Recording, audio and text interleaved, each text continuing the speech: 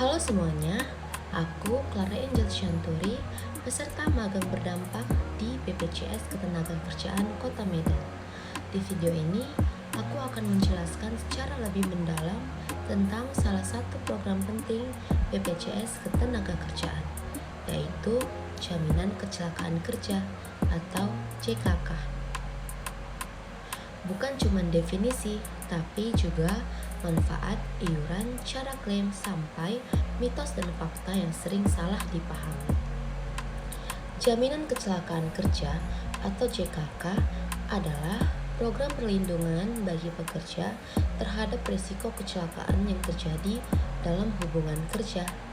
Yang perlu dipahami, kecelakaan kerja tidak hanya terjadi di tempat kerja, tetapi juga saat berangkat dari rumah ke tempat kerja, saat pulang kerja, saat menjalankan tugas dinas, termasuk kecelakaan yang menyebabkan cacat tetap atau meninggal dunia. Selain kecelakaan, JKK juga mencakup penyakit akibat kerja atau PAK, yaitu penyakit yang timbul karena paparan lingkungan kerja dalam waktu atau jangka waktu tertentu. Manfaat JKK sangat luas dan seringkali belum diketahui masyarakat.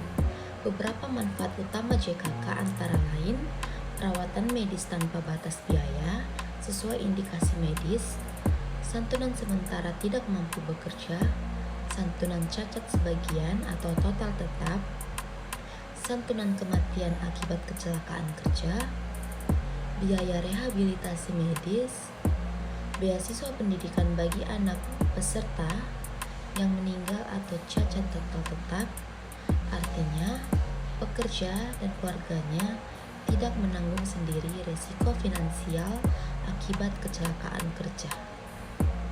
Sekarang kita bahas iuran JKK.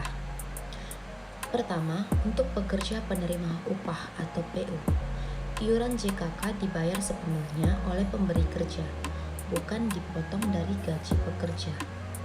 Besarnya iuran tergantung tingkat risiko pekerjaan, mulai dari 0,24% sampai 1,74% dari upah.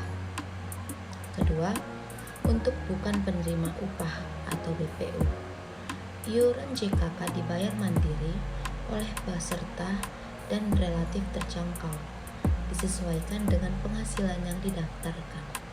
Ini menunjukkan bahwa perlindungan JKK tersedia baik untuk pekerja formal maupun informal. Namun perlu dipahami, tidak semua kejadian otomatis dianggap kecelakaan kerja. Kecelakaan kerja harus memiliki hubungan dengan pekerjaan. Misalnya, jatuh saat bekerja, kecelakaan lalu lintas saat berangkat kerja melalui jalur biasa, penyakit akibat paparan bahan kimia di tempat kerja, sedangkan penyakit akibat kerja atau PAK adalah penyakit yang timbul karena faktor pekerjaan, seperti gangguan pernapasan akibat debu, gangguan pendengaran akibat kebisingan, penyakit kulit akibat bahan kimia. Semua itu dinilai berdasarkan hasil pemeriksaan medis dan administrasi. Misalnya, ada seorang pekerja proyek konstruksi yang mengalami kecelakaan jatuh dari ketinggian saat bekerja karena ia terdaftar sebagai peserta BPJS Ketenagakerjaan, maka seluruh biaya perawatan rumah sakit ditanggung JKK. Selama tidak bisa bekerja, ia mendapatkan santunan. Jika terjadi cacat tetap, ada santunan lanjutan.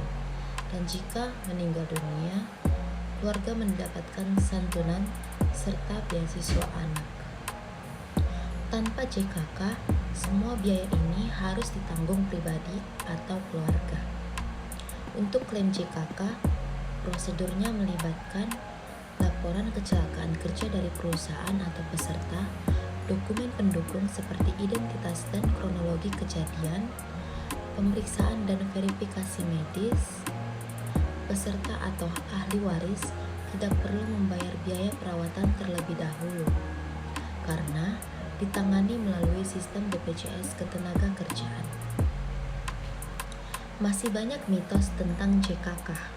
Mari kita luruskan satu persatu. Pertama, mitosnya JKK hanya untuk pekerja kantoran.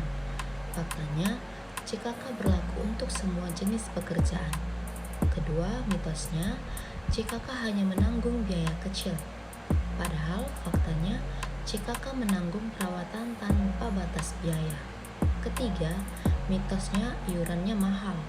Tapi faktanya iuran JKK relatif kecil dibanding manfaat yang diterima.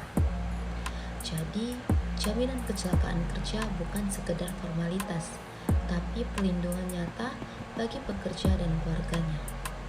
Dengan memahami JKK secara utuh, kita bisa lebih sadar akan pentingnya perlindungan kerja. Aku, Clara Angel Shanturi, terima kasih sudah menonton. Sampai jumpa di video berikutnya.